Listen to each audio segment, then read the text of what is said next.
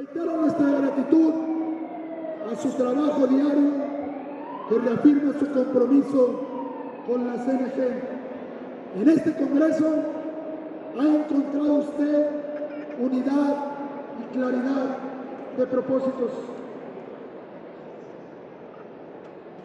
Frente a estos grandes retos, los campesinos de México estamos listos para seguir construyendo soluciones.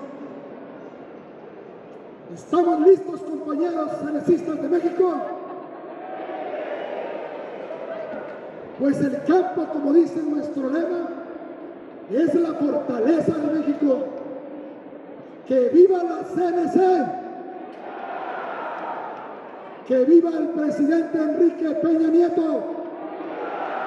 ¡Que viva México! ¡Viva México! ¡Viva México!